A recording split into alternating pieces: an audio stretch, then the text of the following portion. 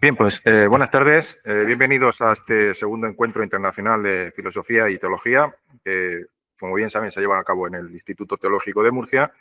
Y vamos a pasar a inaugurar la sesión de tarde de este encuentro, que tiene por objeto el diálogo filosófico-teológico entre las escuelas franciscana y tomista en el marco del 8º centenario del nacimiento de Santo Tomás de Aquino.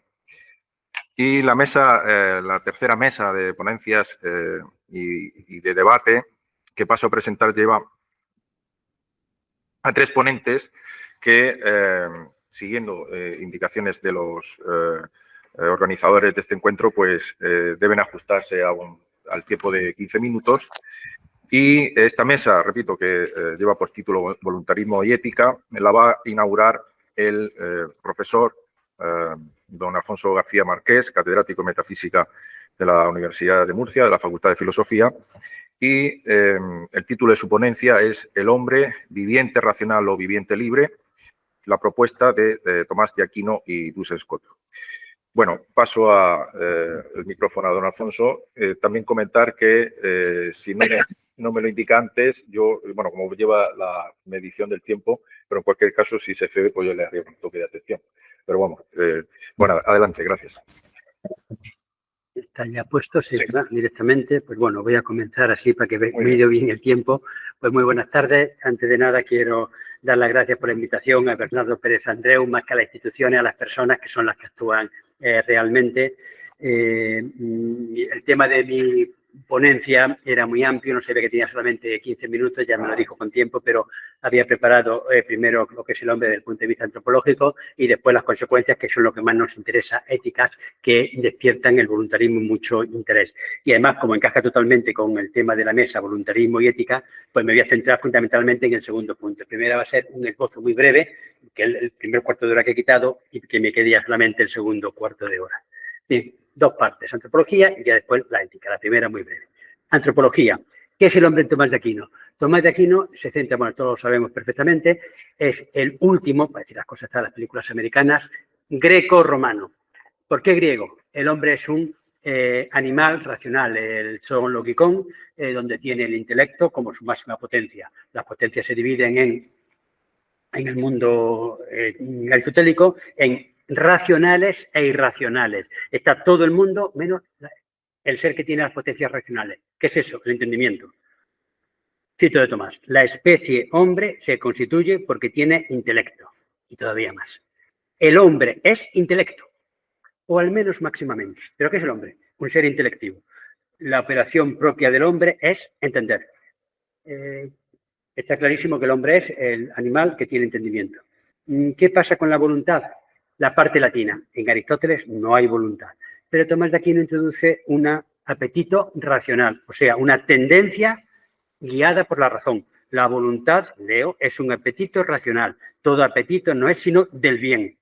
¿Eso qué quiere decir? Muy sencillo. El entendimiento delibera, todo en esquema, presenta la voluntad y la voluntad quiere, puesto que es un apetito intelectivo.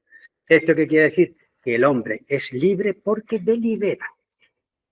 La libertad reside en la voluntad, pero su causa porque es la razón. Es la voluntad la que es libre, pero porque el entendimiento le ofrece muchas cosas y le ofrece al final lo mejor y la voluntad entonces ya libremente elige.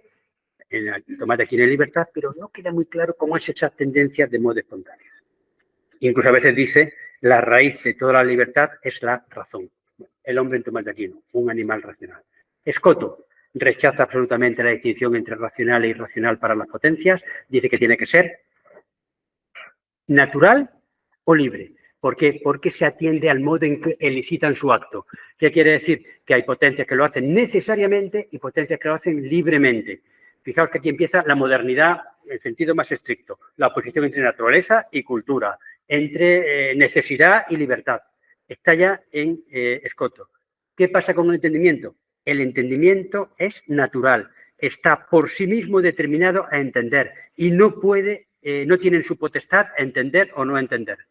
¿Qué quiere decir esto? Ya lo hemos dicho esta mañana, que si el hombre solamente tuviera entendimiento, sería un animal, yo digo mecánico, yo no mecanicismo, como el perro. Entiende muchas más cosas, pero sigue automáticamente lo que entiende. Entonces, ¿cuál es lo propio del hombre? La voluntad. ¿Qué es la voluntad? Una potencia libre. ¿Y por qué es libre? Indeterminada y activa. Indeterminada, como el bronce amorfo o como el barro, que puede ser pues, el cañón, arma, espada, mesa, silla, estatua, todo, o cántaro, lebrillo, etc. Pero no se autodetermina. Y la voluntad es la única potencia que se autodetermina. Potest, se determinare. Y por tanto eso quiere decir que el intelecto no es causa, la voluntad se autodetermina. ¿Por qué la voluntad quiere esto? No hay ninguna otra causa, sino porque la voluntad es voluntad. ¿Por qué queremos esto? Porque la voluntad sí hace, no por causa del entendimiento. ¿Qué quiere decir esto? Que toda la libertad reside en la voluntad autodeterminante. Yo soy lo que quiero, lo que decido, etc. Por supuesto que hay un pequeño juego entre entendimiento y voluntad, pero eso es secundario porque es la voluntad que se autodecide. He acabado la primera parte. Vamos a ver en estos 11 minutos que me quedan si ataco el problema central. El problema del juego es entendimiento y voluntad. El problema del mal, cómo es que surge el mal en el mundo. Aristóteles habla del intemperante, Aristóteles, no me he equivocado, del intemperante y del incontinente. Aquí no vamos a hablar del intemperante, que es el hombre que ni entiende nada, ni tiene principio, ni tiene recta ratio, y además es un vicioso, vamos, que siempre obra mal. Eso es un caso perdido. ¿Cuál es el problema real? Nosotros, los que estamos en esta sala, todos y cada uno, no me engañéis. ¿Qué quiere decir eso?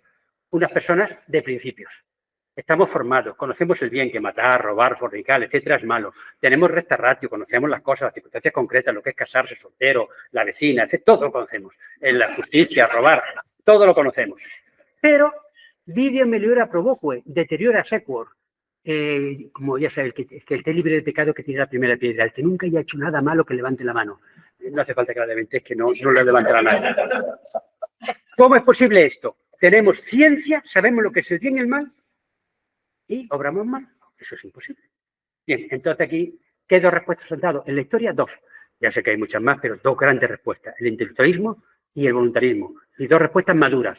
Tomás y Escoto. ¿De dónde procede Tomás? Primera respuesta, el intelectualismo. Sócrates, ya sabes que Sócrates dice, intelectualismo radical, no es posible hacer el mal a sabiendas, nadie se causa un mal, nadie elige el mal, todo eso es absurdo, o sea que el incontinente, recordad, el hombre bien hecho, bueno, formado, pero que a veces yerra, o sea que a veces peca, que hace el mal moral. Eso no es posible. Claro, Aristóteles cuando recoge eso dice que esa tesis socrática está mal pensada, puesto que hay gente que tiene ciencia y principios y todo y obra mal, es evidente, ¿no? Y entonces Aristóteles expone el juego, entendimiento y voluntad, que aunque sea un poco largo, lo voy a leer porque es precioso. Es el texto base, lo que tiene Aristóteles en la cabeza y el mundo griego. Es el juicio práctico. Cuando vamos a juzgar, juzgamos lo que tengo que hacer. Una premisa es una opinión universal y la premisa menor se refiere al caso particular. Cuando de las dos premisas resulta una conclusión, entonces el alma, por un lado, debe, por necesidad, afirmar la conclusión. Ananque, ya necesariamente afirmamos la conclusión. Debo hacer esto.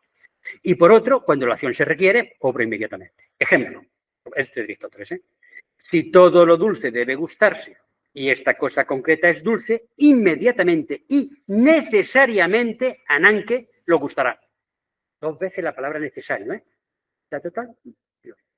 Tomás de Aquino, de cuestión de malo. El mal en cuanto tal no puede ser pretendido, ni de ningún modo querido o deseado.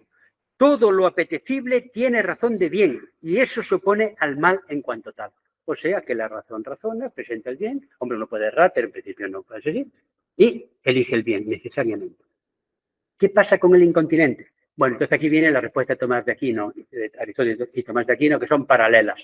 Aristóteles lo que dice, y lo mismo Tomás de Aquino, que una cosa es tener ciencia, que no varía, que es estable, todos sabemos que matar es malo, por mucho que nos empeñemos, lo sabemos, así asesinar y ver al vecino, sin motivos, etc. Y, por otro lado, el usar la ciencia, o sea, el aplicarla al caso concreto.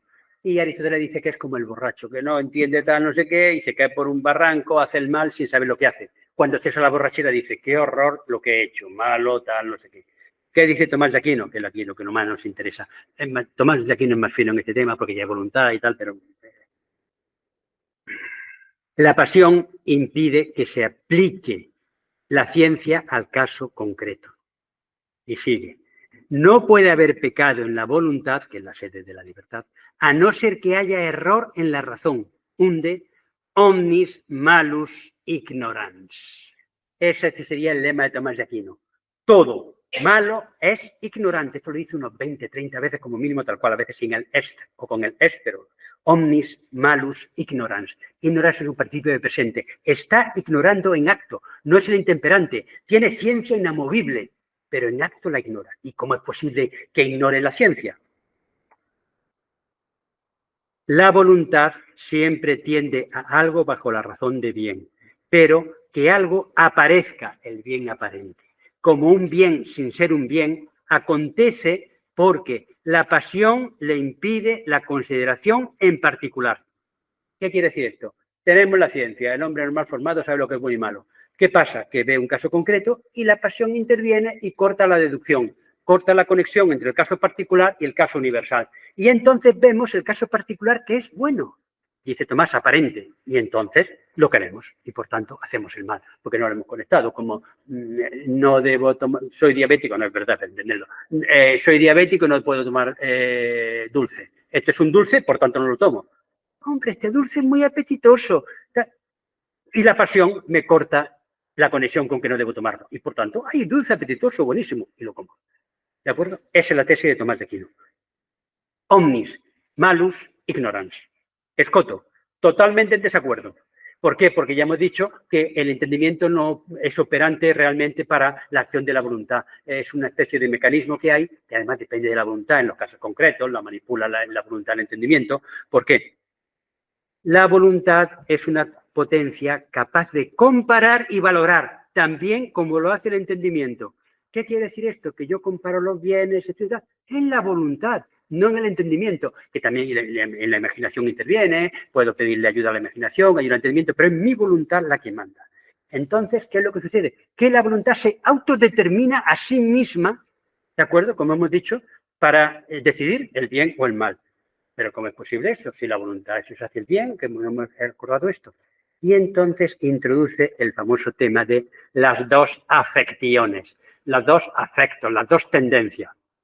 Affectio commodi, affectio justitiae o justi, también lo llama así.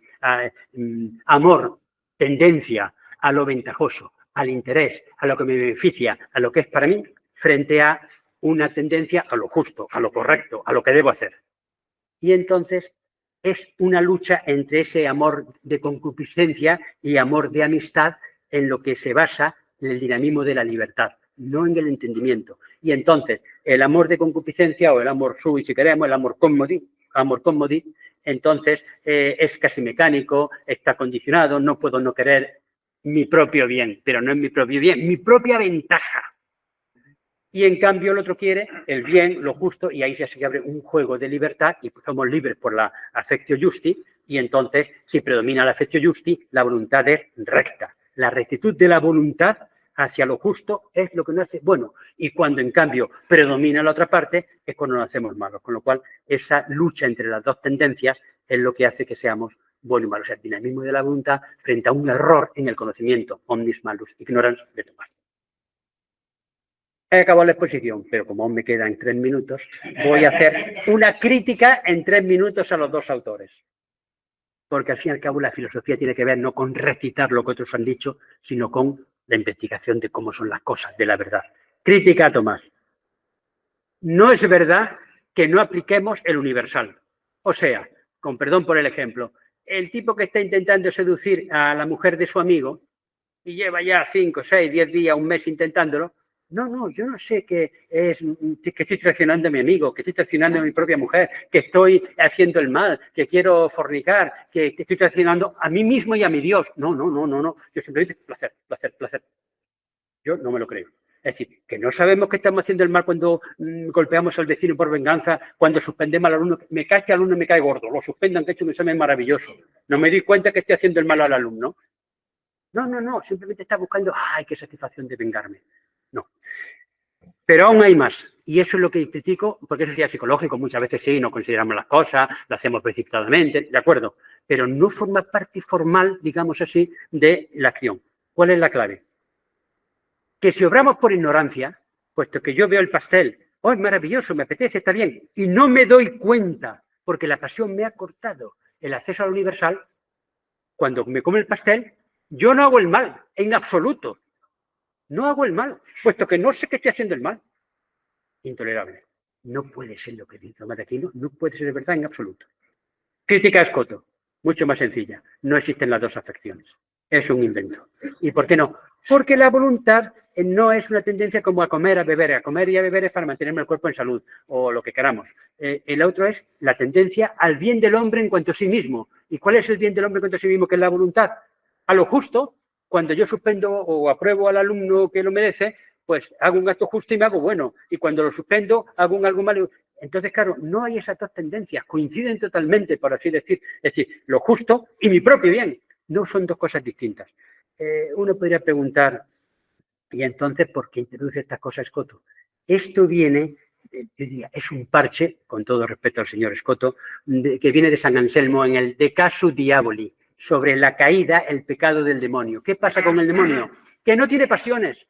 Proposición universal y no puede aparecer la concupiscencia o la ira cortando el proceso judicativo. Con lo cual es una máquina de pensar, sin ninguna tendencia mala. Entonces, ¿cómo es posible que hierre? Y entonces San Anselmo introduce que tiene dos tendencias, al amor propio y a lo justo. Y entonces ha preferido la tendencia egoísta a la tendencia generosa. Pero claro, del demonio hablaremos mañana. Pero el hombre no tiene esa tendencia a la voluntad y posiblemente tampoco el demonio. Con lo cual, conclusión, ambos autores hierran. Y además gravemente. ¿Qué puedo decir? Tengo una solución, pero se me ha agotado el tiempo. Gracias.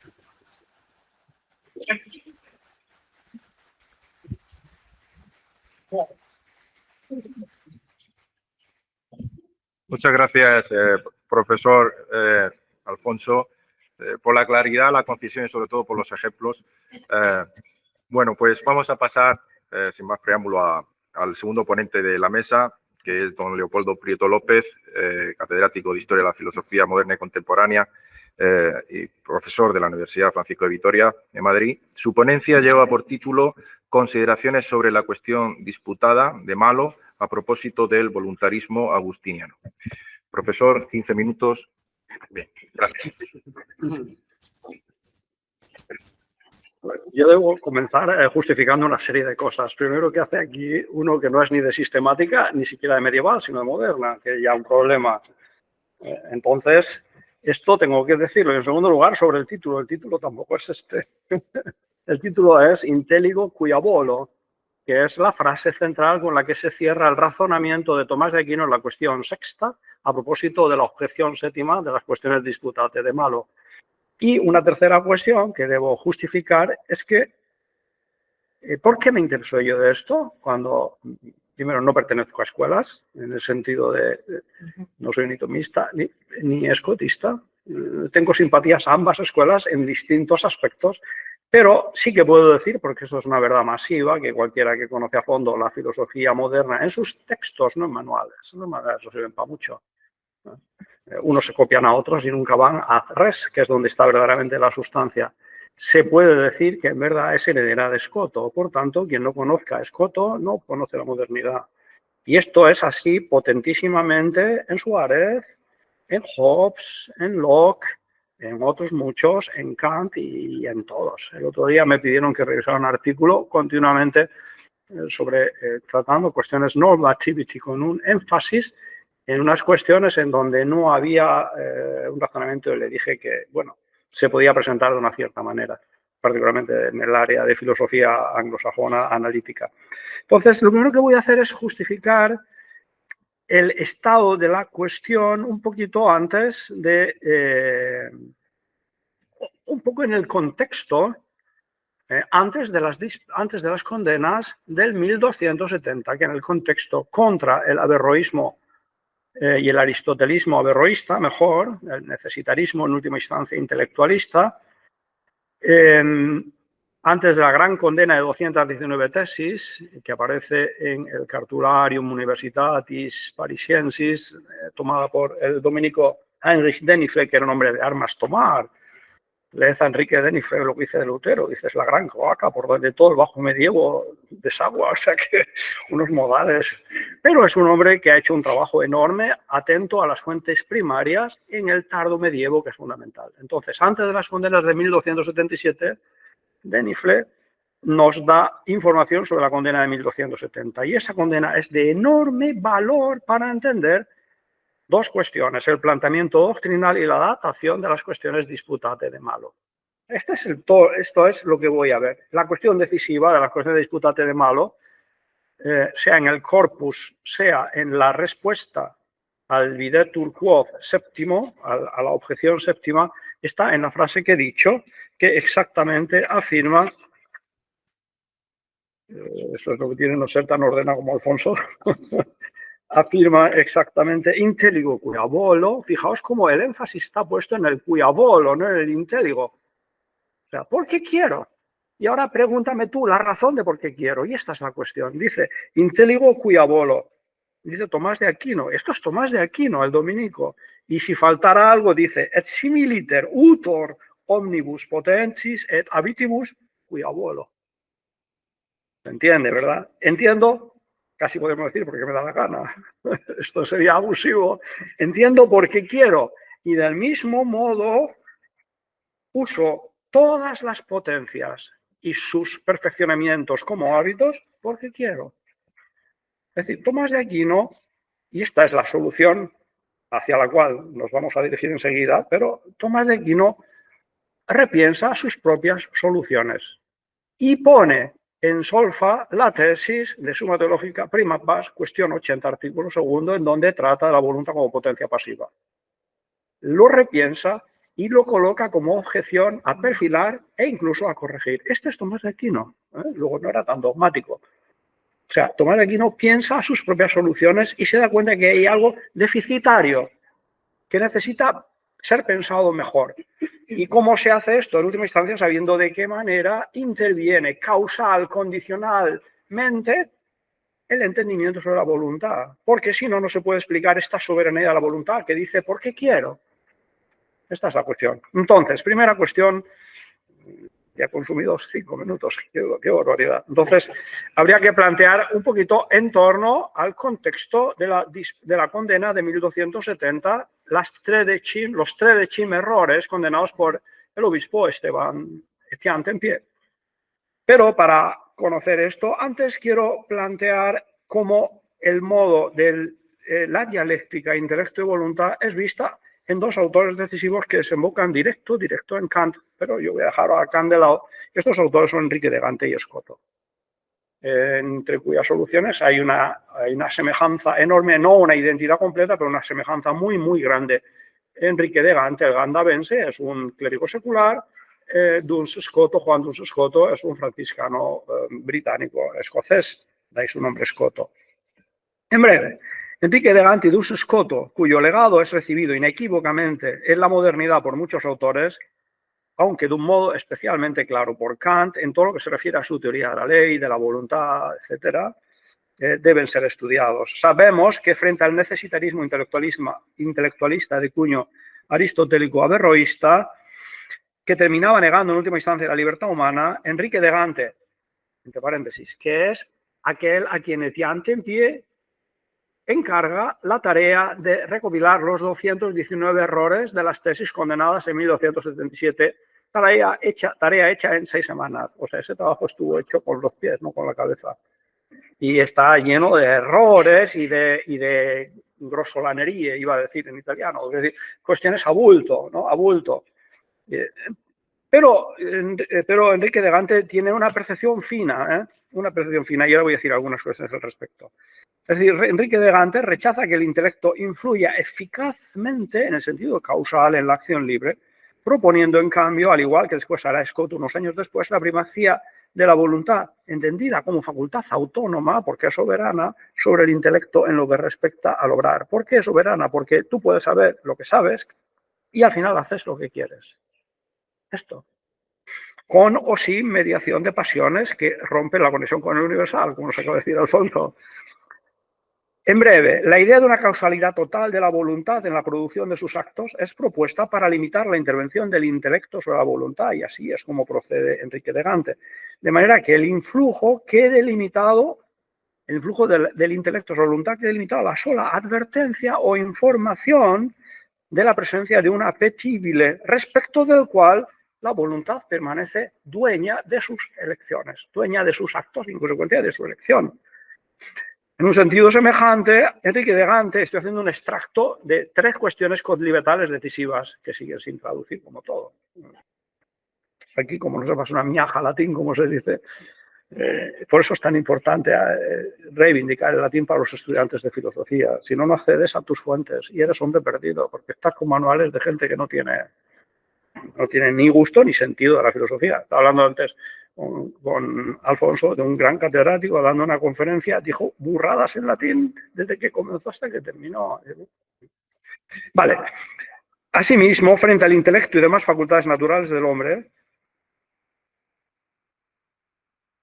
facultades como el intelecto que son pasivas y necesitan ser actualizadas por algo exterior, la voluntad en cambio es motor de sí misma, dice Enrique de Gante, y de las demás facultades, exactamente lo que Tomás de Aquino dice en la respuesta a la objeción séptima de la cuestión sexta, del de malo.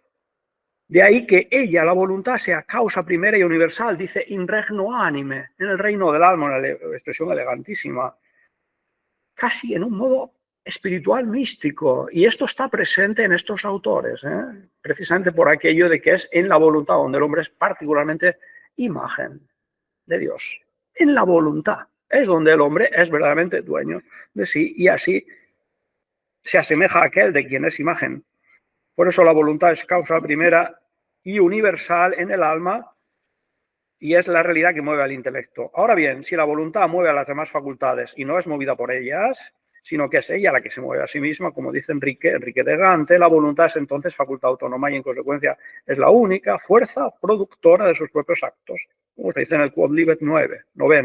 De este modo, la intervención del intelecto sobre la evolución, la abolición, queda circunscrita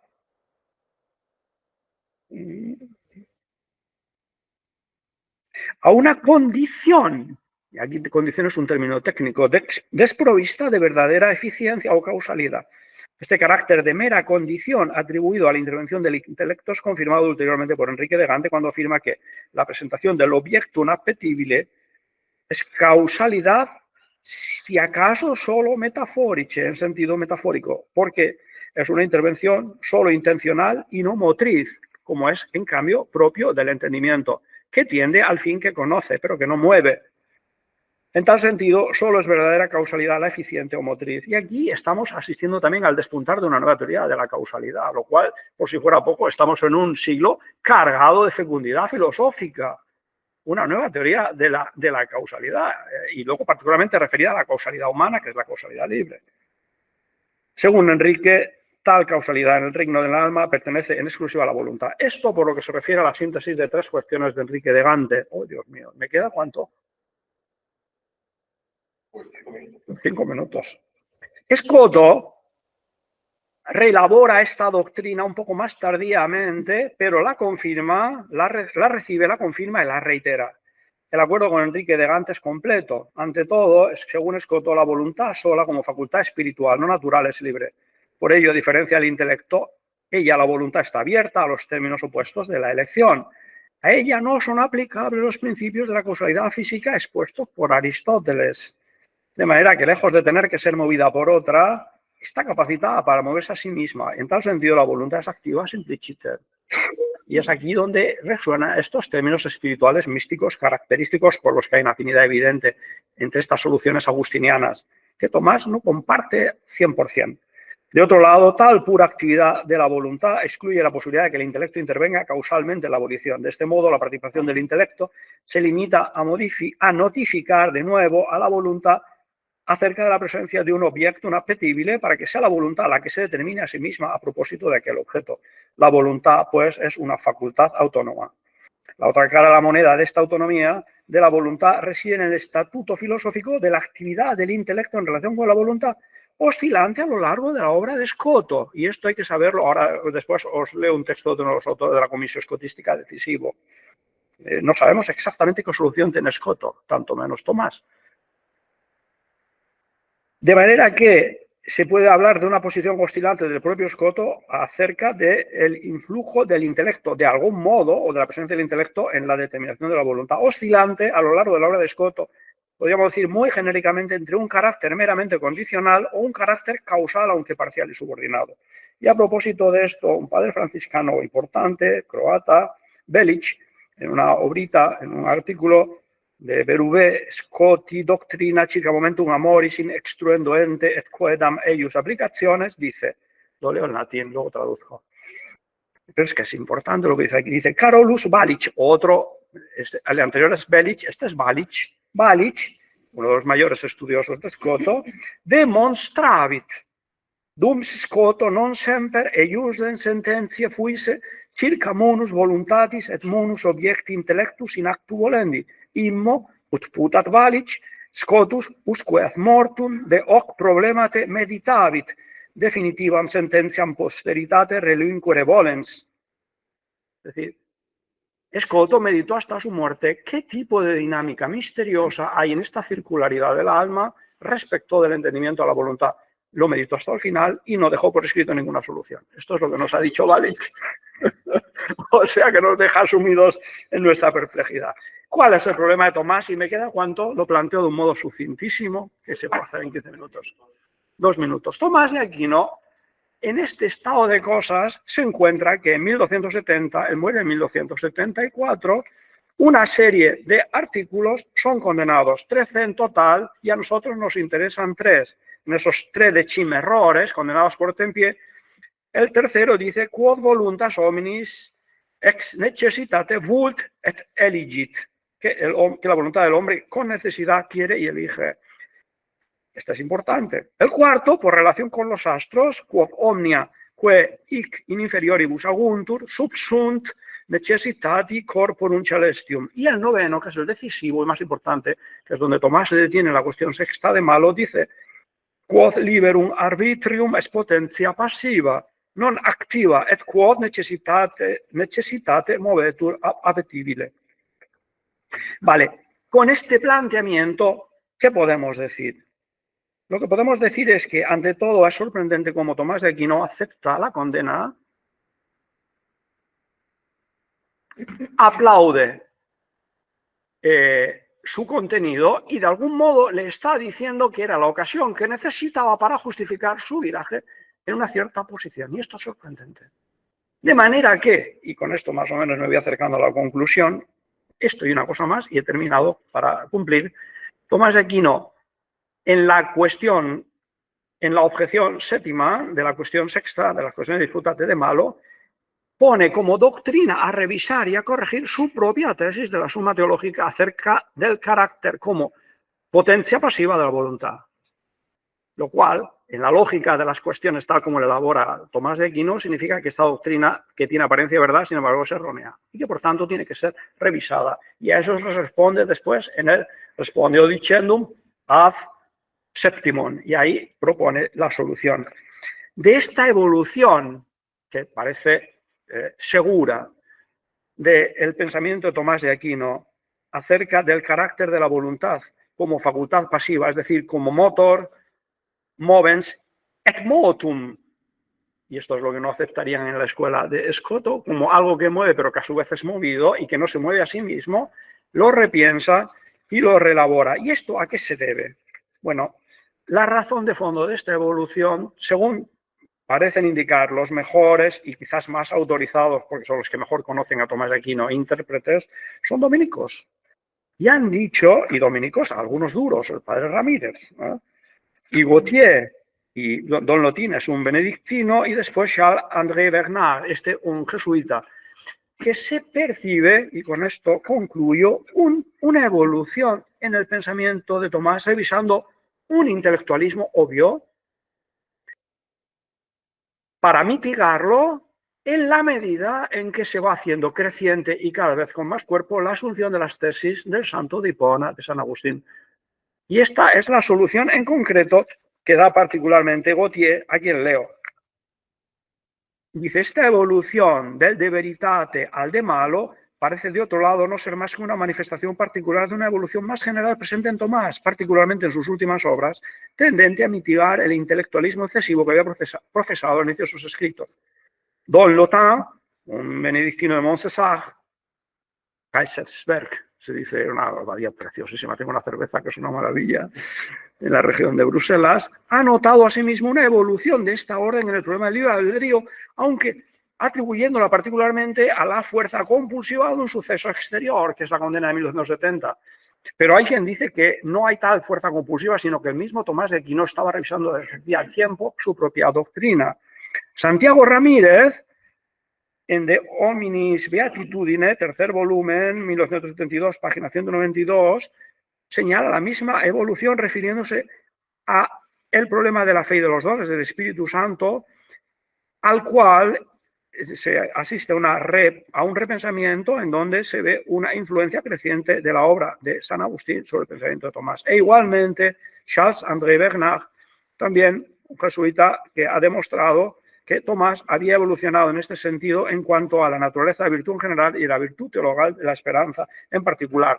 Termino leyendo una frase y he concluido, y un par de minutos y ya pido perdón por anticipado. La escuela tomista a veces ha sido dura y ha tomado únicamente la summa teologiae, la suma teológica, como si fuera la única obra. Y esto no es así. Es una obra de síntesis para novicios. Y a los novicios no les sumes en grandes problemas. No ha prestado la atención más que a la suma, en detrimento particularmente del de malo. Pero cuando se reflexiona sobre la importancia de la novedad para Tomás mismo, de una voluntad que ya no es pasiva, sino en un cierto sentido al menos, en el acto de ejercicio, no tanto en la especificación, como facultad activa, es decir, de una facultad que no pasa al acto más que por sí misma, aunque eso sí, bajo la moción de Dios, primer motor, en lo íntimo del sujeto que quiere, independientemente pues, de la inteligencia, independientemente de la inteligencia. Por eso dice cuyabolo 2 veces.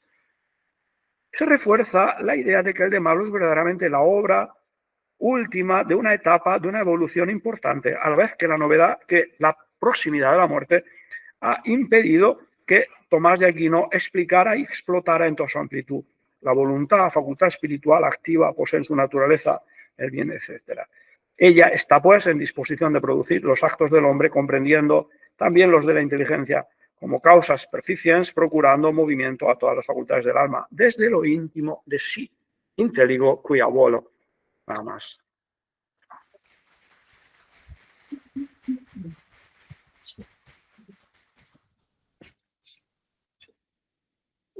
Muy bien, muchas gracias por la intervención. Lo he parado, pero un par de minutos más. Bien.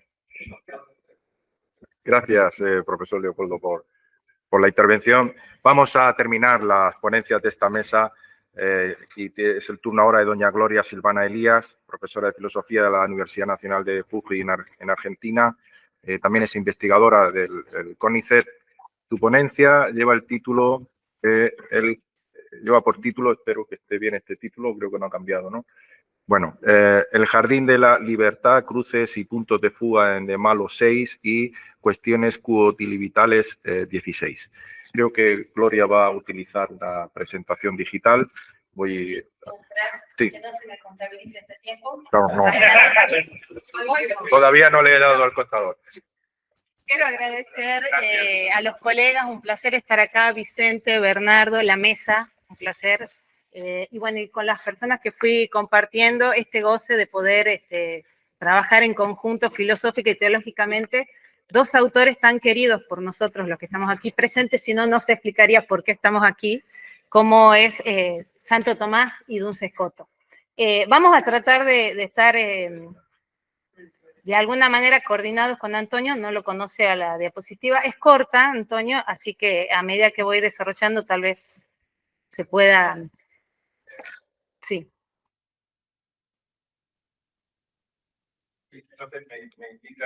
Bueno, voy a indicar con... Iniciamos entonces. Perfecto. El objetivo entonces es poder conocer conjuntamente estos conceptos de conocer, recrear los conceptos de libertad y necesidad en Duns Scoto y Santo Tomás, para que a partir de allí podamos avanzar en antropología, sentidos y devenires que se configuran en cada autor. Inicio con una cita. En todas las ficciones, cada vez que un hombre se enfrenta con diversas alternativas, opta por una y elimina las otras. En la del casi inextricable Tsui Pen, opta simultáneamente por todas. Crea así diversos porvenires, diversos tiempos que también proliferan y se bifurcan. Quiero empezar mi presentación a partir de este pasaje perteneciente al cuento El jardín de los senderos que se bifurcan, del escritor argentino Jorge Luis Borges.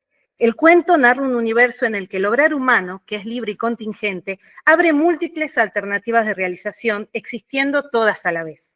El escritor imagina un mundo en el que hay tantas realidades como opciones se dan en nuestra biografía particular, generando así un laberinto de derroteros y caminos. El lector asiste con espíritu inquieto al diálogo final entre los dos personajes principales, que dice: no existimos en la mayoría de esos tiempos. En algunos existe usted y no yo. En otros, yo, no usted. En otros, los dos. En este, que un favorable azar me depara, usted ha llegado a mi casa. En otro, usted, al atravesar mi jardín, me ha encontrado muerto. En otro, yo digo estas mismas palabras, pero soy un error, un fantasma. Como lectores, nos toca ser testigos del tiempo en que el personaje sufre el asesinato en manos de quien ha llegado a visitarlo. La pluma de Borges nos turba y nos fastidia. Estamos frente al problema filosófico de cuál es el mundo que hemos elegido vivir. No pueden ser todos, solo nos cabe una vida. Pues bien, propongo bucear en ello a partir de los filósofos mencionados en el título, tan queridos para quienes hoy estamos aquí. Empecemos por Santo Tomás.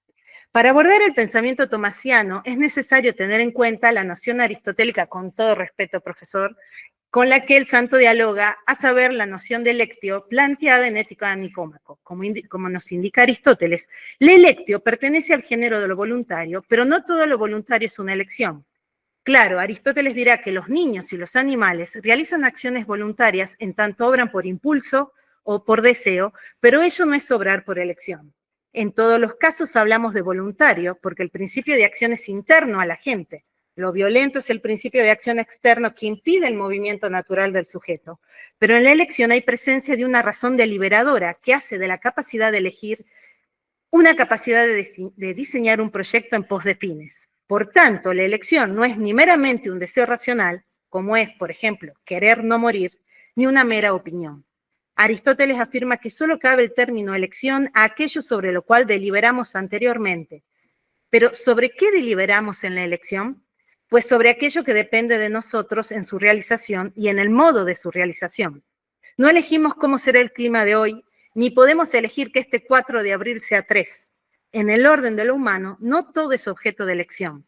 Por ello, Aristóteles concluirá que la elección es el apetito deliberado de las cosas que dependen de nosotros. Santo Tomás recoge esta problemática a lo largo de su obra. Hoy me voy a centrar en De Malo 6, donde Tomás se pregunta si el ser humano tiene libertad en los actos que realiza o elige por necesidad, pregunta que a su vez puede ser desmenuzada en dos aspectos. ¿Es la voluntad libre en su movimiento o ejercicio, así como en la elección del objeto que la lleva a moverse? La siguiente, por favor. Podríamos organizar las objeciones en grupos, como todos sabemos, esto lo hago muy rápido. El primer grupo se compone de textos bíblicos en las que refieren que la elección no se encuentra en el fuero íntimo de cada persona, sino en Dios. El segundo grupo de objeciones parten de la naturaleza de la voluntad para concluir la necesidad de su operación, y aparece la tesis aristotélica de que la voluntad está abierta a opuestos, por lo que para moverse al acto debe haber una causa que la ponga en acto. El tercer grupo de objeciones avanza sobre cuál es la causa que saca a la voluntad de dicha indefinición. Refiere a un agente externo que puede ser o Dios, o el bien, o los cuerpos celestes, que intervienen y provocan la elección. Si la fuerza que da puntapié al movimiento es externa a la gente, cabe preguntarse si hay violencia. La solución de Tomás se teje a partir de algunos nudos claves. Hay algunos, dice Tomás, que sostienen la tesis de que la voluntad se mueve necesariamente a elegir algo y no por ello hay coacción, ya que no todo lo necesario es violento. Lo natural y lo violento se mueven por un principio intrínseco. En este sentido, los movimientos naturales de las cosas son necesarios. Pero Tomás nos recuerda que dicha posición ha sido considerada herética, por lo que en la condena de 1270 como el tercer error, porque excluía además todo mérito o demérito. Pero no solo es extraña la fe, sino también es extraña la propia filosofía, en tanto subvierte todos los principios de la filosofía moral.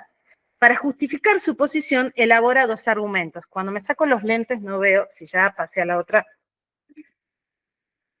No, seguimos ahí, ya. Elabora dos argumentos. A saber, las cosas naturales tienen principios activos, luego también los tiene el hombre. Y segundo argumento, una potencia se mueve doblemente, a saber, por parte del sujeto denominado ejercicio del acto y por parte del objeto denominado especificación del acto. Mientras en las cosas naturales la forma que es individuada por la materia está inclinada ad unum, en el hombre la forma aprendida es universal, pero sus actos son singulares y acaecen en un tiempo y lugar concretos, por lo que la voluntad inclinada al bien universal permanece indefinida frente a lo múltiple, ad multa. En cuanto al ejercicio volitivo, ella se mueve a querer deliberar. La deliberación, creo que ahí sí podremos pasar, es la indagación no determinativa referida a cosas opuestas, por lo que es claro que la voluntad, cuando elige, no obra con necesidad, en la línea que estaba planteando el profesor Leopoldo, dado esa apertura a cosas opuestas que presenta la deliberación de la razón. La voluntad mueve al intelecto a deliberar, pero la deliberación es un acto intelectivo no determinativo. En última instancia, aun cuando sea Dios ese agente externo quien lleve adelante el primer impulso de la voluntad humana en el ejercicio del acto de querer, no es dable sostener que la voluntad se mueva con necesidad, puesto que Dios no anula cuando mueve su apertura ad multa. En cuanto al objeto, lo que mueve es el bien conveniente aprehendido a partir de la deliberación, pero la elección no se mueve con necesidad frente al bien particular, puesto que solo apetece necesariamente la felicidad, la que es definida por Boecio, como sabemos, como ese estado perfecto de congregación de todos los bienes. Por tanto, si el bien no es bueno, según todas las particularidades que puede considerar la razón, no moverá con necesidad a la determinación del acto, pudiendo el ser humano querer lo opuesto, ya que es más conveniente según que se considere. En suma, no hay necesidad, puesto que ningún bien particular se ajusta a la apetencia de una potencia abierta a lo universal. Dicha desproporción es la garantía del libre albedrío. La mirada escotista. Gracias. Escoto vive las condenas de 1270, 1277 en París, que impugnan el necesitarismo greco-árabe y toda aquella afirmación que ponga en cuestión la libertad divina y el acto creador contingente, pero por ello no renuncia a sus propias intuiciones filosóficas. Contrario a lo que se cree, el Sutil discutirá fundamentalmente con Enrique de Gante y no tanto con Tomás, con quien comparte avanzar en la recuperación de aquellos argumentos propiamente filosóficos, esto es, de raíz aristotélica, que a la luz de los datos provenientes de la revelación permiten nuevos horizontes comprensivos para el obrar humano. El problema de la coexistencia de la libertad de la voluntad y de la necesidad natural en el mismo sujeto y respecto del mismo acto y objeto aparecen en la cuestión 16 y utiliza tanto para las posiciones a favor como en contra argumentos de San Agustín. Parece, en primer lugar, que lo natural se opone a lo voluntario, según afirma San Agustín, el movimiento de la piedra es natural, pero el del alma es voluntario. Esto, en contra, también toma a San Agustín, la libertad de la voluntad no puede negarse, ya que, cito, si el movimiento de la voluntad no estuviera en nuestro poder, el hombre no debería ser alabado, ni culpado, ni amonestado. Para responder a ello, el Sutil analiza el modo de operar que tienen las principales potencias gestoras del obrar humano, que son la inteligencia y la voluntad. Y lo hace a partir de lo que Aristóteles plantea en su Metafísica 9, a saber, solo leo un extracto, es obvio que algunas potencias serán irracionales y otras racionales. Las potencias racionales en su totalidad son potencias de contrarios, pero las irracionales producen un solo efecto. Por ejemplo, el calor solo produce calor, pero la ciencia médica puede producir tanto enfermedad como salud. Escoto asume del Estagirita que voluntad y entendimiento son potencias racionales capaces de producir efectos contrarios. El entendimiento puede pensar en contrarios u opuestos y a la voluntad le cabe cuál de las alternativas opuestas realizar. Nuestro entendimiento puede estar contemplando lo bueno, pero aún así podemos querer no contemplar dicho objeto y de ese modo evitar su volición. Cuando actúan conjuntamente, sobre todo referidas a un acto externo, se dice que tal acto es producido libremente y según propósito o intención. Escoto se detiene en el término naturaleza. Encuentra que hay un sentido amplio y un sentido estricto. Él considera que pueden coexistir perfectamente libertad con necesidad en la voluntad si tomamos naturaleza en un sentido amplio, en cuanto se aplica a todo ente, pudiéndonos referir así a la naturaleza de la voluntad. De lo anterior se infiere que la necesidad se puede llamar natural en cualquier ente. La dificultad surge si se toma naturaleza en sentido estricto, en tanto que naturaleza y libertad, como decía el profesor Alfonso, son diferencias primeras de la gente. Aristóteles se refiere al principio activo que llamamos naturaleza como no según propósito, por naturaleza, potencia irracional. Y en este punto Duns Scoto muestra su inquietud acerca de si en la voluntad se da la libertad con la necesidad de querer. Para reafirmar lo dicho, elabora la clasificación entre, creo que podemos seguir, perdón, a ver. Sí, por favor, la siguiente. Ahí está. Gracias, Antonio. En este punto, Duns Scoto muestra su inquietud acerca de si en la voluntad se da la libertad con la necesidad de querer. Para reafirmar lo dicho, elabora la clasificación entre principio natural y principio libre por un lado, y un principio necesariamente activo y contingentemente activo por otro. Un principio natural puede ser impelido a actuar contingentemente. Por igual razón es posible que un principio libre, permaneciendo en libertad, actúe necesariamente. Y al respecto leo al pasaje completo para que se entienda la solución escotista.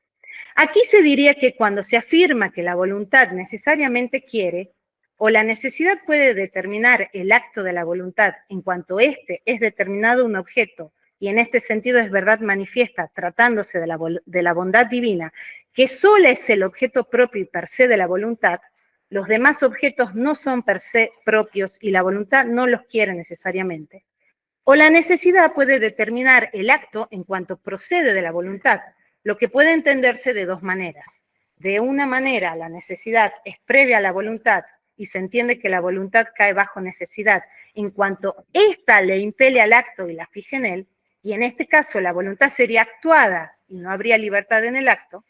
O de otra manera, la voluntad puede concebirse como concomitante, lo que quiere decir que la necesidad cae bajo la voluntad, de suerte que ésta, por la firmeza de su libertad, se impone a sí misma la necesidad en la elicitación del acto y en su perseverancia o fijación en él.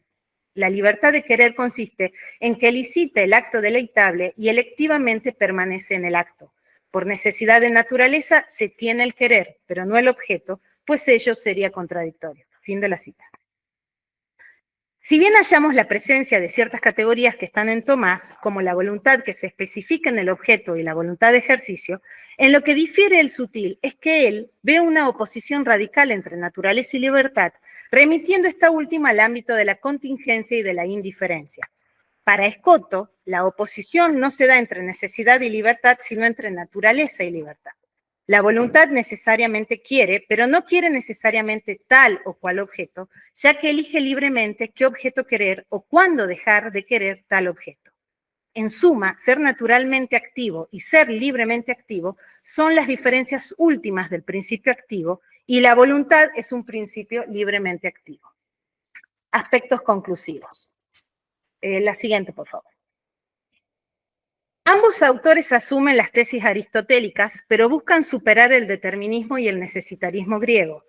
Con todo, encuentro en Scoto aspectos que van más allá del concepto tomista de libertad como indeterminación ad multa y diseña, para mí, una analítica de la voluntad, entendida como autodeterminación libre y racional que opera contingentemente. En ello reside la belleza de su analítica, en que el sutil despierta en el lector la clarividencia de la contingencia de la vida humana. El sujeto es libre para optar por los opuestos que el entendimiento le presenta y obrar contingentemente por el poder de su propia voluntad. Con esta reflexión hemos regresado al inicio de esta presentación.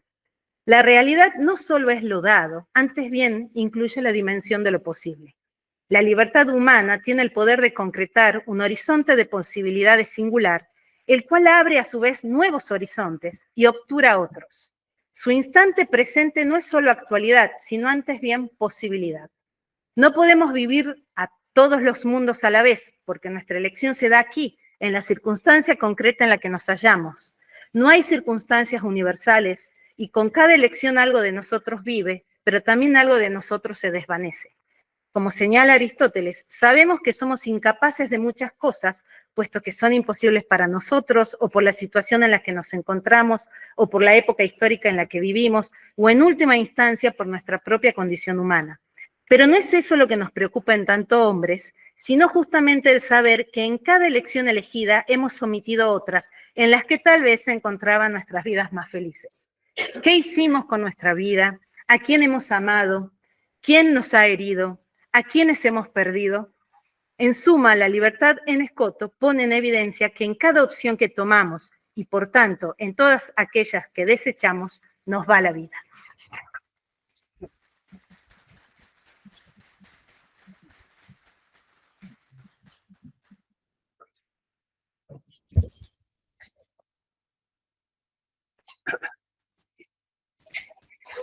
Bien, pues gracias, profesora Gloria, por la intervención. Bueno, pues es el momento de abrir la mesa a los presentes, tanto presenciales como telemáticos. No sé si quizá los propios ponentes de la mesa quieren comenzar aclarando algo o preguntándose algo. En cualquier caso, pues nada, es el momento del debate. Yo quería decir una cosa, Sí. si ofrece la oportunidad, como he tenido los minutos que he tenido. Además fue una advertencia, no, yo sabía que era corta, pero fue de última hora. Sabed que solo 15 minutos, o sea que digo, bueno, ya tengo trabajado un rato. Hay una cuestión, para que veáis hasta qué punto es exquisitamente moderna la cuestión, por más que parezca que nos podemos perder en un laberinto, etcétera, que sin duda hay una obrita de Kierkegaard que se titula La enfermedad mortal, Søren Kierkegaard, en donde es un autor modernísimo, es el anti-Hegel, un danés, un caballero cristiano fabuloso, una personalidad egregia, en el que dice, es el hombre que es uno, eso es lo primero. Y las facultades son facultades del hombre, de un mismo hombre, y dice, ¿y en qué consiste esto de la enfermedad mortal? La enfermedad mortal es hacer el mal radical, es el mal de verdad, es el mal de culpa. ¿En qué consiste? Dice, en un primer momento, tú sabes que es malo y sabes que no deberías hacerlo, pero la voluntad, que es mala, piensa que hace un protestante, pero aquí tienes razón, es un agustiniano radicalizado, le dice al intexto, tú cállate ahora porque lo tienes claro, cállate hasta que lo tengas suficientemente oscuro. Y entonces, cuando estés suficientemente oscurecida acerca de lo que tienes que hacer, obra lo que yo te diga. Y así yo hago lo que quiero, con independencia del dictamen racional. En última instancia, esta doctrina, aunque invertida no tanto de un motor de la vida moral como una moral de la recta ratio, sino de la recta voluntas, en este caso invertida por esta torsión tremenda que este mal ha producido en el alma, se nos muestra de un modo evidente. O sea, de un modo... Es así. ¿Quién no lo sabe? Por eso dice, el bien hay que hacerlo inmediatamente. Tan pronto como lo ves, hazlo. Porque la vida humana es un drama y si dejas pasar 3 días no lo vas a ver tan claro. O sea, está bien visto, y sobre todo la unidad del ser humano en donde una potencia domina y le dice a la otra, calla, habla. Y aquí la gestión del tiempo lo es todo. Creo que el profesor Vicente quería son varias cosas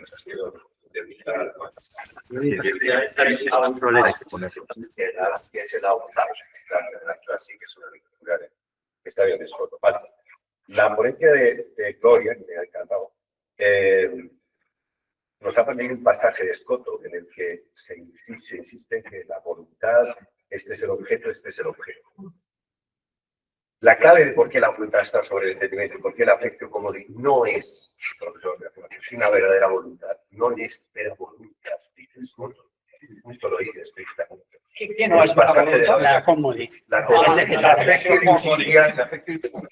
pero no la afecto comodín. No es una vera voluntas, ¿vale?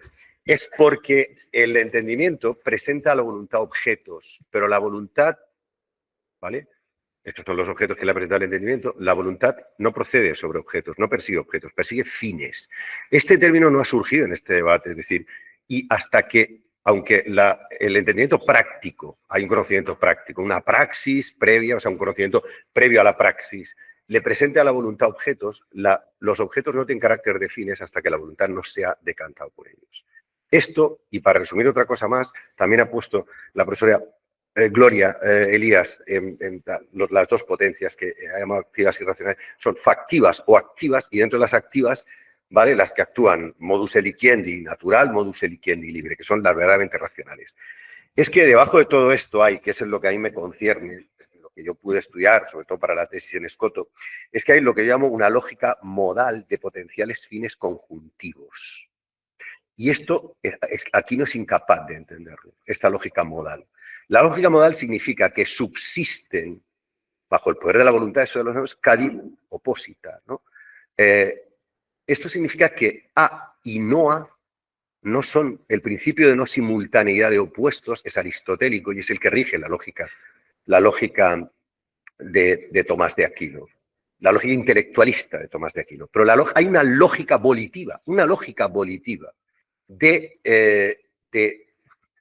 de opuestos, ¿vale? A y no A. Para que no A sea posible, basta, para que no A pueda estar conjugado con el A, basta con que sea posible en un mundo alternativo. Eso es pura mecánica cuántica. Es el gato de Schrödinger, la paradoja de Schrödinger y demás. Evidentemente, esto es una agresión al pensamiento escotista pensar que sea cuántico, pero es que el problema que tenemos es que estamos acostumbrados a pensar en clave disyuntiva, cuando se trata de posibilidades que la voluntad ampara bajo sí. Y no, es que las posibilidades son simultáneas y funcionan con la lógica conjuntiva, no con una lógica disyuntiva, como digo. Eso anula, y ya acabo, la affectio commodi, porque la affectio commodi, en la affectio commodi no hay una verdadera autodeterminación espontánea de la voluntad. El potesse determinare, no está ahí en el sentido de que hay un objeto que quiebra su libertad electiva. Si está predirigida a un objeto, esa es la voluntad sub natura, es un poco la búlesis. Hay un debate aquí entre la télesis y búlesis, en él ahí está, de Juan Damasceno, subyace a todo eso, es por lo que el affectio commodi no es una verdadera voluntad, y lo dice Escoto, se da cuenta de que esto lo hace en una obra muy temprana, y luego, bueno, una obra muy temprana, lo hace en las cuestiones Supermetaphysicorum, sobre los libros de Aristóteles, que es una obra muy temprana. Entiendo que después, las Condibetales, que es la obra más tardía, la 16 y demás, le llevan a, pues no sé, por ya más conocimiento del tomismo, le llevan a vacilar y a no tener efectivamente una solución. Está en proceso esa solución, pero sin embargo la había anticipado sin darse cuenta en Supermetaphysicorum 9. No recuerdo la cuestión, creo que es la 7. Ahí es donde dice que el affectio commodi non est vera voluntas. No quiero mucho. Xavier, creo que tal. Bueno, pero ¿queréis responder? Bueno, una observación, una pregunta, o sea que... Ah, vale. Bien. Sí. Bueno, es que a mí me interesaba, no sé si era un recurso el hecho de que el profesor García Márquez tiene una solución realmente a la cuestión de la voluntad, o si realmente le ha faltado tiempo o realmente pues es una captatio benevolencia lo que has dicho, ¿no? Porque me interesaría, antes de decir yo lo que tengo que decir, pues ver si realmente en tu reflexión no te ha dado tiempo a proponer tu solución, ¿no? Sí.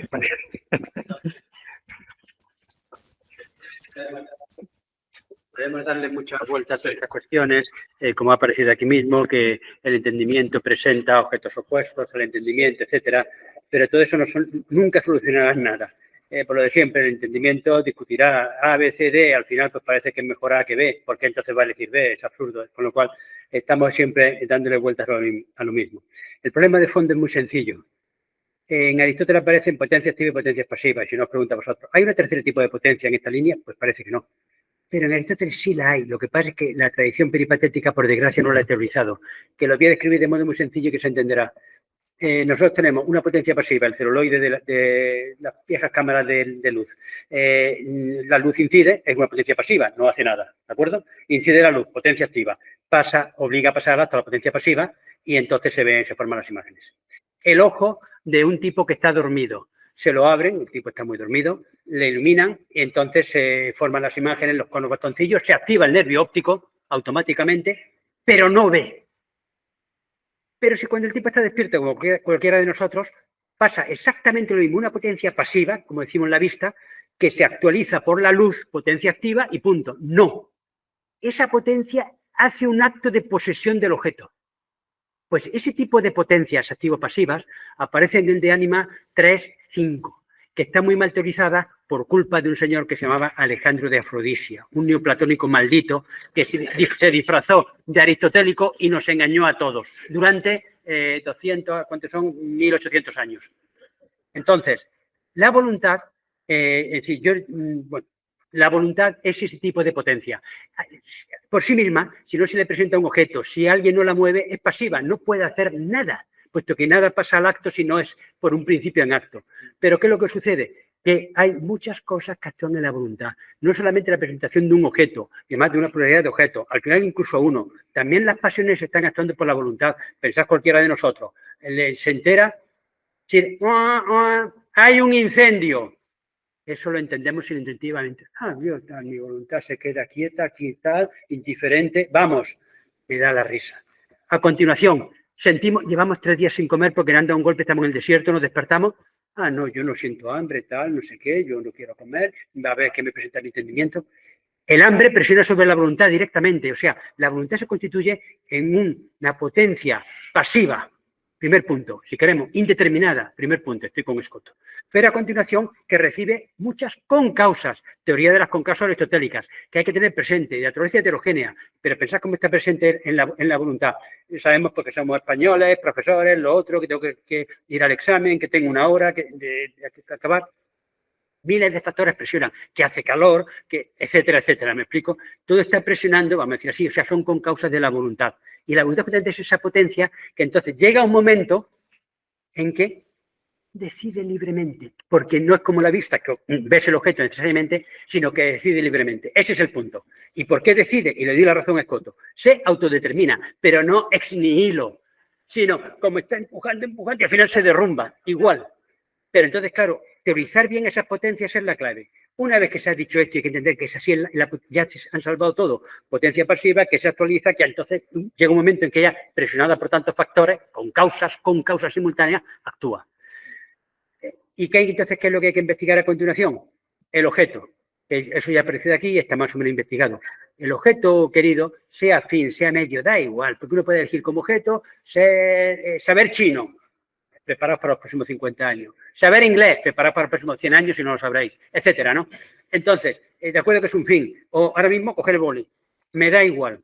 ¿Qué es lo que sucede? Que ningún objeto se presenta absolutamente bueno en todos los sentidos. Ninguno. Es decir, y por tanto, ninguno se presenta como necesario. Por tanto, que no sea absolutamente bueno, sino es una cosa trufada de aspectos buenos y aspectos malos, necesariamente. Por supuesto, unos sustancialmente buenos y otros colateralmente buenos o sustancialmente malos, colateralmente malos. Y creo que se entiende lo que quiero decir. Entonces, a continuación, por tanto, ninguno es necesario. Entonces, la presentación de un objeto no es que sean opuestos, al final lo presentan uno, pero la voluntad permanece.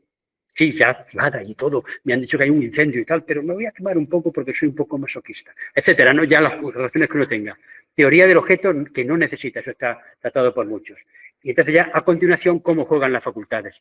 Y entonces lo que más o menos he intentado mostrar. Es decir, que la voluntad está presionada por el conocimiento teórico, por el conocimiento práctico, por las pasiones, por todo. Por tanto, yo no estoy en absoluto totalmente distinto de lo que dice Santo Tomás, al menos el de la Suma de Teología, que ignoro. Todos conocemos eso. Cuando se obra mal de verdad, cuando hay pleno conocimiento, no suena eso, uno tiene que tener pleno conocimiento de lo que está haciendo. Si no, no habría mal, con lo cual lo que habría con la ignorancia de Tomás de Aquino, que no habría mal. Lo que pasa es que la voluntad es capaz de determinarse entre todas esas causas, que es el momento que queda, contra la razón, porque la razón le presenta y dice, tienes que hacer esto, pero entonces ella elige el mal. No, elige el todo, ese objeto pleno, cuya sustancia, vamos a decir así, es mala, pero lo quiere bajo la razón de bueno, como como el adulterio, como lo que queramos, como el tomarse el pastel. Sí, ya sé que no debo tomarlo, si estoy convencido, si soy diabético, pero elijo ese todo bajo la razón de agrado, porque el agrado está presionando como una causa en mi voluntad. Pero no es determinante la causa, pero tampoco es determinante la teoría, tampoco es determinante el objeto, pero todo ello. Y entonces eso hay que entender, ese juego lo que hay, que en definitiva, cuando se hace el mal, la voluntad se determina contra la razón que le dicta que eso es malo y no puede hacerlo, porque si no, no habría mal. Si no, no habría mal. Pero a continuación dice, pero la razón también le dice, pero esto tiene un aspecto muy placentero, o muy agradable, o muy tal. Y entonces dice, pues bien, yo voy a querer ese todo bajo la razón de bien. Y yo también digo el concepto de bien aparente. No es que la voluntad elija un bien aparente. Cuando elige el placer o cuando elige, pues no sé, más sencillo, suspender a este alumno, aunque es brillantísimo, porque me cae gordo. Y entonces él dijo, pues bueno, pues mira, además desprecia a mí, pues yo lo desprecio a él. Estoy eligiendo, digamos, pues la venganza o mi satisfacción, mi dominio, mi pisar el cuello, etcétera, ¿no? Pero entonces estoy diciendo ese todo bajo esta razón buena. Y es bueno las cosas por las que elegimos. Bueno, ese sería el primer ataque que hago para solucionar el problema. Y ahora me atacáis a mí. Pero ya no es libre la voluntad. Sí, porque la voluntad al final... Hombre, sí, pero es que es muy sencillo. Sí, es muy sencillo. Ahora mismo gritamos. Hay un incendio. ¿Tú crees que la voluntad no tiene una causa que está presionando sobre ella? Sí, para. Es que no es la lógica. No, para. Eso. Hay una lógica racional política. Una lógica aprendida a la voluntad. Y entonces. Diferente de la lógica política. Diferente de la lógica. No, pero espérate. Yo digo, no presiona. Y ya te digo, y entonces, pero que yo soy un masoca y yo he visto gente que se han quemado. ¿No habéis visto a alguien que se ha quemado a lo bonzo? Y voy más lejos. Te despiertas después de tener un golpe en la cabeza, y te despiertas después de 3 días sin comer ni beber. Y entonces os piensas, pues tengo que beber, es verdad, me parece que siento. Oye, voluntad, que te estoy avisando que tienes... No, que te lanzas a beber. ¿Me explico? Después de analizar todas esas cosas, ya no está, esa voluntad no es libre, Para, ¿por qué no va a ser libre? Se lanza a beber y de pronto dice el tipo, ¿cuándo va a coger el vaso y se lleva? Un momento, que no me acuerdo cómo se llamaba, el famoso inglés que murió de hambre y de sed en la independencia de Irlanda. Y entonces el tipo temblaba, porque claro, vamos, se moría de sed. No me digas que no estaba presionando la sed sobre su voluntad. No, entendimiento, tengo sed, tal, no sé qué, con una serenidad. En absoluto. Pero era libre y no bebió y murió. Y le llevaba el obispo, lo único que comía era, recibía la comunión. No sé, ¿por qué no va a ser libre? Por supuesto que tiene que estar.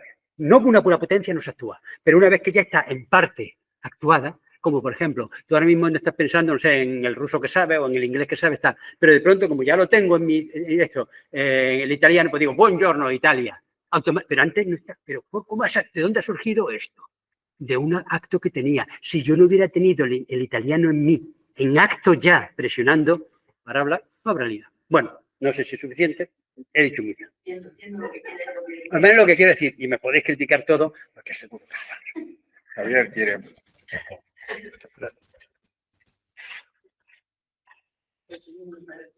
Bueno, sí, gracias por esta solución que es compleja, ¿no?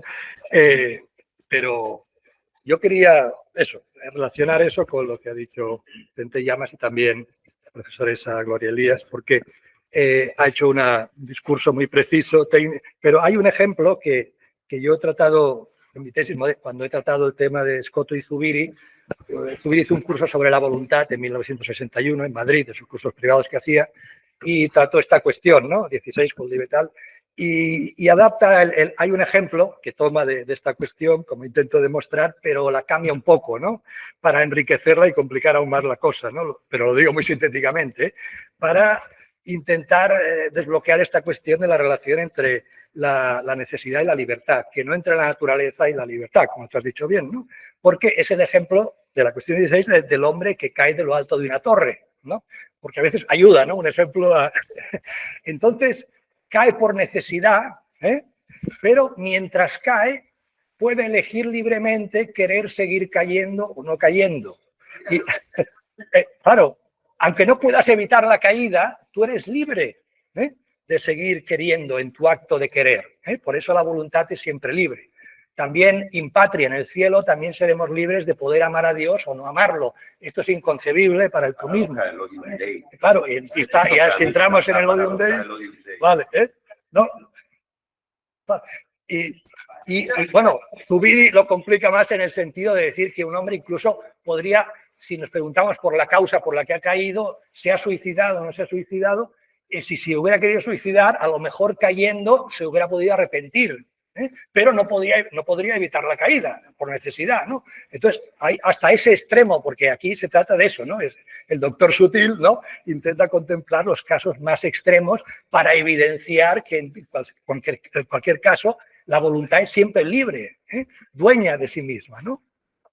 Entonces, claro, por eso ahí el tomismo no, tú delante de Dios, delante de la visión beatífica, tienes que amar necesariamente a Dios, ¿no? O sea, ahí está claro, ¿no? Entonces, en cambio, ¿no? La voluntas ut libera, y eso es lo que un poquito dices tú, en realidad no hay esa distinción entre voluntad natural y voluntad libre. Claro, ya no mismo San Pablo, no hago el bien que quiero, sino el mal que no quiero, ¿no? Ahí ya se ve un conflicto, ¿no?, entre voluntades y cómo la necesidad de la gracia, precisamente San Agustín, ¿no?, y todas las implicaciones que tiene eso, ¿no? Pero la voluntas ut libera, ut voluntas, en ese sentido, esa affectio justitiae, que realmente existe, está operante, o sea, no puede... Esa voluntad natural, o sea, la voluntad en cuanto libre es la verdaderamente racional, como ha salido ya esta mañana, porque es la que realmente puede decidir suspender si actuar o no, querer seguir queriendo o no queriendo las cosas, ¿no? Entonces, en ese sentido, hay siempre una lucha y quiero matizar una cosa porque Escoto no demoniza la affectio commodi, en cuanto tal, porque es una voluntad natural que mientras no entre en conflicto con la justicia, tiene todo el derecho de expresarse. Si a mí me gusta más un dulce y puedo preferir y elegir y no hacer daño a nadie, pues puedo hacerlo. El problema está en cuando yo intento imponer, anteponer, sobre todo, como dice Escoto, mi voluntad, mi comodidad, precisamente a la solidaridad, al amor, ¿no?, y a la justicia. Por eso, en ese sentido, no es la voluntad en cuanto tal, realmente tal, es la voluntad libre, la que siempre puede decidir en esa elección, ¿no? Pero la voluntad en cuanto natural, como apetito, sigue existiendo y es legítima y forma parte del hombre en cuanto animal, porque lo que hemos hablado esta mañana, ¿no? La animalidad, o sea, somos animales, también ración, pero esa animalidad, esa ánima sensitiva, la compartimos y por eso tenemos tendencias, y no son el vacío, como estamos diciendo, ¿no? Por tanto, en ese sentido, yo creo que la solución de Escoto es anteponer eso siempre, ¿no? Y eso es lo que siempre te hace crecer moralmente y esa es la moral realmente autónoma también en Kant. Y por eso quizá quiere intervenir el profesor Leopoldo Prieto, que he visto que... O no era en ese sentido. Algo de lo dicho, había recordado una afirmación de esas que también para ser sorprendentes, es que no querría decir repensar Tomás de Aquino su doctrina, pero sí repensar o evaluar alguna de las afirmaciones y en particular dice que efectivamente incluso respecto del amor con el que se ama el bien necesario, fijaos, y este es el Aquinate, el hombre puede imponer por vía de acto, no de legalidad de potencia, no pensar en la beatitud y en consecuencia rechazarla. Lo dice claramente en el cuerpo de la cuestión sexta. O sea que aquí Tomás de Aquino presenta un nuevo volto, una nueva cara. O sea que yo creo que es muy interesante ver cómo Tomás de Aquino no era un dogmático que afirma a macha martillo cualquier cosa, no, sino que las cuestiones importantes que Escoto no había resuelto, él también las medita a lo largo de toda su vida y seguramente las deja sin resolver. ¿Qué le vamos a hacer? Bien, pues lo vamos a tener que dejar aquí porque viene la última mesa y hay que hacer un receso de 10 minutos. Simplemente dar las gracias especialmente a los ponentes por las intervenciones de hoy y el resto de intervenciones que ha habido en la sala. Muchas gracias.